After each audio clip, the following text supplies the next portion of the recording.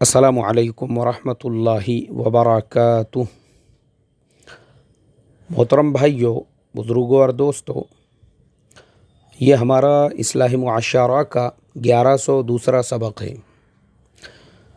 मोहतरम दोस्तों, हम जिस तरीक़े से कोरोना वायरस को सीरियस लेना चाहिए था नहीं ले रहे हैं, और वो नहीं लेने का जो नतीजा है अभी मैं आपको बताता हूँ। वर्ल्ड वाइड मरने वालों की जो तादाद है वो 21,500 तक पहुँच चुकी है, और जो लोग इस बीमारी से मुतासिर हुए हैं तकरीबन 5 लाख तक आंकड़ा पहुंच चुका है।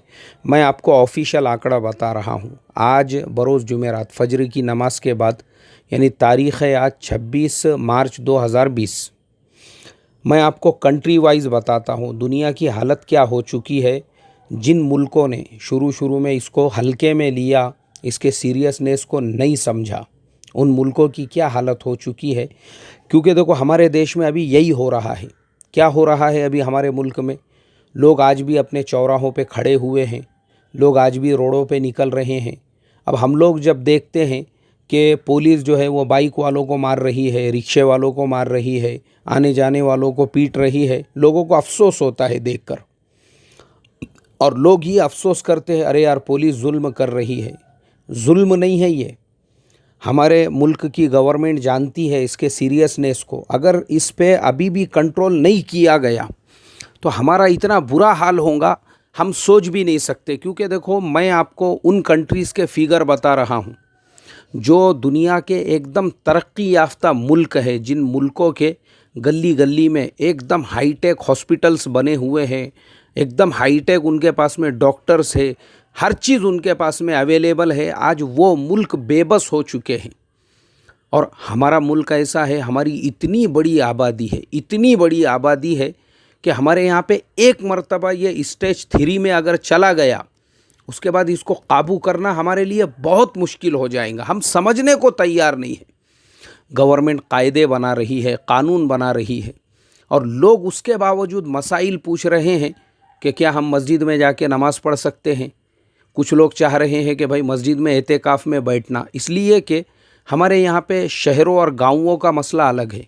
गाँवों के अंदर पुलिस का उतना बंदोबस्त नहीं है, तो गाँव वालों को ये लग रहा है हम आज़ाद हैं, हम अभी भी मस्जिदों के अंदर जाके नमाज़ पढ़ेंगे।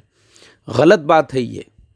आपका इस्लाम आपको इसकी इजाज़त ही नहीं देता है कि आपके मुल्क की हुकूमत, गवर्नमेंट कोई कायदा, कोई कानून बना रही है, अरे आपके फ़ायदे के लिए है। वो आपको किसने बोला एतेकाफ़ में बैठने के लिए?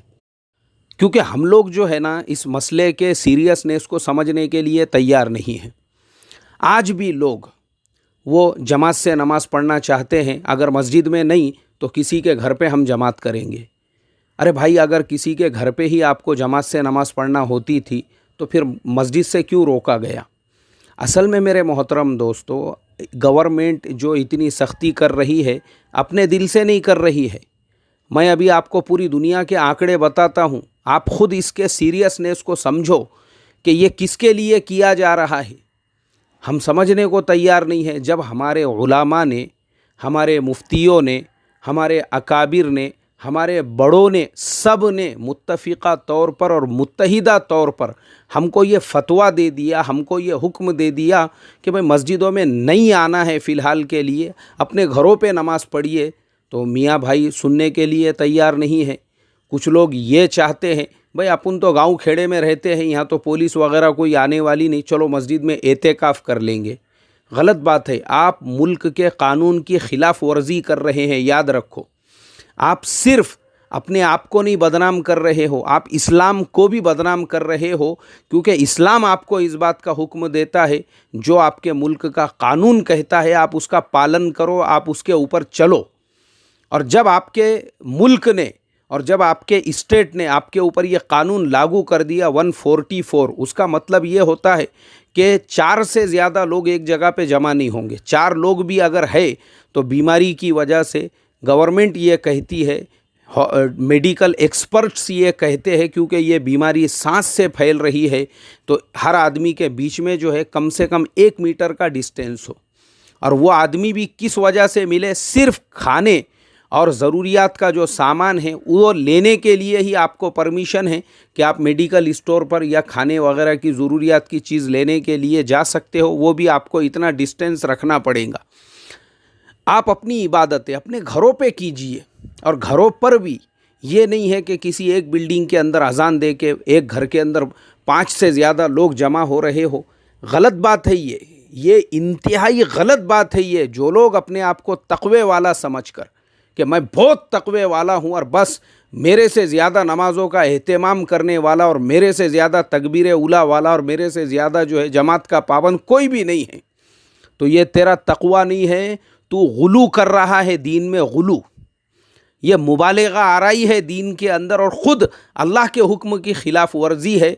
इसलिए कि तेरे से ज़्यादा जो तक़वे वाले थे उन लोगों ने इसके ऊपर फतवा दे दिया। हज़रत मौलाना खालिद सैफुल्लाह रहमानी साहब, उनका फतवा आ गया। हज़रत मौलाना अरशद साहब मदनी, कल उनका बयान आ गया। जमीयत उलमाए हिंद, उनका बयान आ गया। हज़रत जी मौलाना साद साहब, उनका बयान आ गया। महाराष्ट्र के अमीर हाफिज़ मंजूर साहब, उनका बयान आ गया। और बम्बई की जामा मस्जिद का जो ट्रस्ट है, जो कमेटी है, कल वहाँ पे उलमा का मशवरा हुआ, कुछ मस्जिदों के ज़िम्मेदारों का मशवरा हुआ, उसमें भी उन्होंने ये तय किया। मेरे पास में उनका मैसेज है और मैं आप सब लोगों को भेजूँगा कि जुमा की नमाज भी अपने अपने घरों पे रहकर आपको ज़ोहर की नमाज़ अदा करना है। जुमा की नमाज़ मस्जिदों में नहीं अदा होंगी, मुत्तफ़िक़ा तौर पर उन्होंने भी ये फ़ैसला लिया। तो ये जो तक़वे के नाम पे उछलने वाला है अपने घर की चार दीवारी में, जो कुदिया मार रहा है, ऐसा उछल रहा 3-3, 4-4 फीट ऊपर और बहुत अपने आप को तक़वे में ऐसा डुबा के निकाला हुआ समझ रहा है, ये तक़वे वाला नहीं है, दीन में मुबालिगा करने वाला, गुलू करने वाला है। तो इससे मेरा ये सवाल है कि ये जितनी बड़ी लिस्ट मैंने तुझे सुनाया हूँ, ये ज़्यादा तक़वे वाले हैं या तू जिसको जुम्मा 8 दिन हुए हैं नमाजी बनकर, मुझे ये बताओ। अल्लाह हिफाजत फरमाए। मेरे मोहतरम बुज़ुर्गों, दोस्तों, ये बीमारी के सीरियसनेस को हम समझ नहीं रहे हैं। दुनिया की वो ताकतें, वो मुल्क जो सब कुछ कर सकते थे, अमेरिका, जर्मनी, फ्रांस और England, Switzerland, Spain, Italy, China बेबस हो चुके हैं ये बीमारी के सामने, जबकि उनके पास में हर तरह की पूरी फैसिलिटीज़ अवेलेबल है। अरे भाई, हम इंडिया में रहते हैं, हम गरीब मुल्क में रहते हैं और हमारी इतनी ज़्यादा आबादी है, एक बार ये बीमारी अगर स्प्रेड होंगी, रोक नहीं सकेंगे हम इसको। हम समझ ही नहीं रहे हैं इसके सीरियसनेस को। अल्लाह हिफाजत फरमाए। मियाँ भाई के महल्लों में आज भी नौजवान रोडों पे, रास्तों पे निकल रहे हैं। हालांकि जो बीमार होने वाले हैं उसमें सबसे बड़ी तादाद मुसलमानों की ही है, ये भी मुसलमानों को पता नहीं है।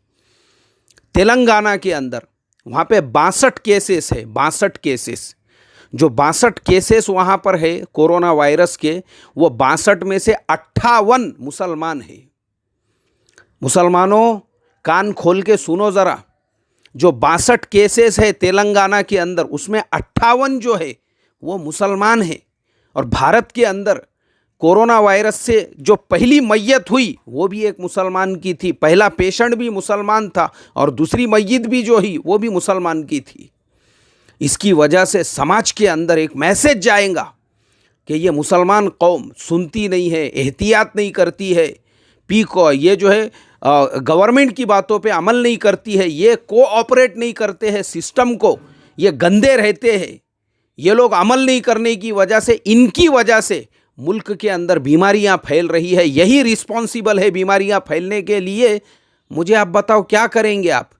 लोगों को बज़्ज़न करेंगे इस्लाम से, दीन से? जो इस्लाम, जो दीन आपको ये हुक्म दे रहा है, मैंने इससे पहले भी बताया, अरे इस्लाम तो वो है, इंसानी जान की हिफाजत उस इस्लाम में फ़र्ज़ है। इस्लाम ने तो आपको यहाँ तक कहा है कि अगर जान जाने का ख़तरा है और उस वक्त में हलाल आपको मुयस्सर नहीं है, हराम खाकर इस्लाम ने इजाज़त दी है आप अपनी जान बचा सकते हो। इस्लाम वो है, अगर मुर्गी छूट जाए, आप फ़र्ज़ नमाज पढ़ रहे हो और ख़याल आए कि उसको कोई बिल्ली या कोई जानवर उठाकर ले जाएगा, तो फ़र्ज़ नमाज तोड़कर उसके जान की हिफाजत आपके लिए फ़र्ज़ है। यह है इस्लाम। लेकिन ये आज जो है बगैर डिग्री के मुफ्ती ऐसे पैदा हो गए हुए हैं, इस्लाम में दीन में गुलू करने वाले, मुबालिगा आराई करने वाले, इन्होंने सत्यानाश मारे इस्लाम की। इन्हीं की वजह से आज हिंदुस्तान के अंदर जो मुसलमानों का हाल हुआ है, इन्हीं के गुलू की वजह से हुआ है। वो सुनने को तैयार नहीं है। 144 लागू होने के बावजूद भी एक मस्जिद में जो है जमात से नमाज हो रही है, पुलिस वालों ने वैन ले जाके सबको लेके गए वहां से बिठा के। क्या जरूरत क्या थी होशियार बनने की, शाने बनने की? सीरियसनेस को समझने के लिए तैयार नहीं है। अल्लाह हिफाजत फरमाए। और फिर एक मैसेज चल रहा है अजान देने का रात में 10 बजे। अरे किसने बोला आपको?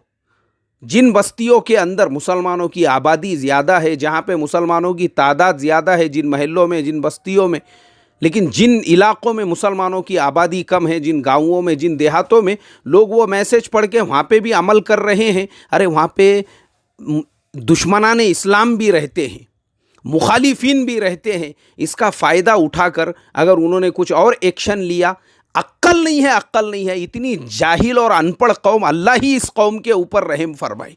सुनने को तैयार नहीं है, मनमानी तरीके से। अरे कैसे है रे हम लोग? अल्लाह हिफाजत फरमाए। मेरे तो समझ में नहीं आता ये कैसी कौम है। इनकी वजह से ये गत हुई भी है हिंदुस्तान के अंदर। वरना ना ये एनआरसी का मसला पैदा होता था, ना एनपीआर का मसला पैदा होता था, ना सीए का मसला, अगर ये मुसलमान ढंग से इस देश के अंदर रहते थे तो। इनको रहना नहीं आता इनको। और मैं अभी आपको आंकड़े बताता हूँ। देखो अभी आंकड़े देखो, चाइना के अंदर 82,000 लोग इसके पेशेंट हैं और मरने वालों की तादाद जो है 3,000 से ऊपर, 3,500 है। इटली चाइना से हज़ारों किलोमीटर दूर यूरोप के अंदर, वो इटली के अंदर शुरू में उन लोगों ने सीरियस नहीं लिया। आज की कंडीशन ये है 75,000 पेशेंट है। और जो नए पेशेंट है जो आज बने एक दिन के अंदर, उनकी तादाद 5,210 है। और मरने वालों की टोटल तादाद है 7,503। यानी चाइना से डबल हो चुके हैं वहाँ पे मरने वाले। इटली के अंदर हॉस्पिटलों के अंदर जगह नहीं है, रखने के लिए जगह नहीं है, मरने वाले जो है उनको उनका इंतज़ाम करने के लिए जगह नहीं है। डॉक्टर लोगों के वहाँ पे जो है इंतकाल हो रहे हैं। दूसरे नंबर पे आते हैं अमेरिका। अब मैं फिर वापस से आपको बताऊँगा कि मैंने ही अपने एक सबक में कहा था, डोनाल्ड ट्रंप ने जब कहा था हमारे यहाँ सिर्फ 28 पेशेंट है और रात में एक का इंतकाल हुआ। आज वो अमेरिका की हालत ये है, आज से 15 दिन पहले, हफ्ता भर पहले, जहां 28 पेशेंट थे, आज वहां पे पेशेंटों की तादाद 68,203 हो चुकी है।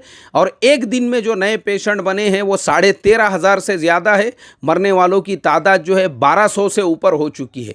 स्पेन के अंदर 50,000 पेशेंट्स हो चुके हैं, नए पेशेंट जो है वो 8,000 है। और टोटल मरने वालों की तादाद तकरीबन वहाँ पे 4,000 हो चुकी है।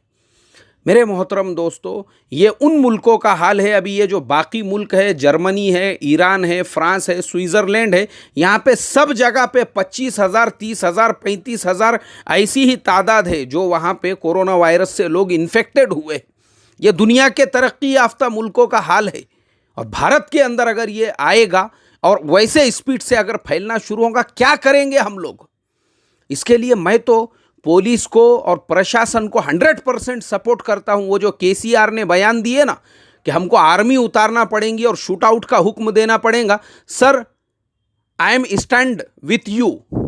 It's okay if you are agree with this order, no problem, you can do it. अगर केसीआर इस तरीके का कोई एक्शन लेते हैं ना, हम उनके साथ में खड़े हुए हैं। बिल्कुल आर्मी उतारना चाहिए। और ये जो पिल्ले सुनने को तैयार नहीं है, ये सब करने के बाद में भी डायरेक्ट देना चाहिए ऐसों को शूट आउट का हुक्म, बिल्कुल देना चाहिए। क्योंकि ये पूरे समाज के लिए नासूर और सिद्दोड़ बने हुए हैं जो समाज में सुनने के लिए तैयार नहीं है। कोई मसला नहीं है अगर ऐसों को गवर्नमेंट शूट आउट का भी ऑर्डर दे देती है तो। अल्लाह हिफाजत फरमाए। इसलिए मेरी दरख्वास्त है, इस्लाम को मत बदनाम करो। तुम अगर होए हुए हैं ना बदनाम, कोई फ़र्क नहीं पड़ता उससे, लेकिन कम से कम इस्लाम को मत बदनाम करो जिसकी निस्बत तुम्हारे साथ है। और जो गवर्नमेंट कह रही है, गवर्नमेंट अपने फ़ायदे के लिए नहीं कह रही है, हमारे ही फ़ायदे के लिए उसको हम कोऑपरेट करें। अल्लाह ताला मुझे आपको अमल की तौफीक अता फरमाए। अस्सलामु अलैकुम व रहमतुल्लाह।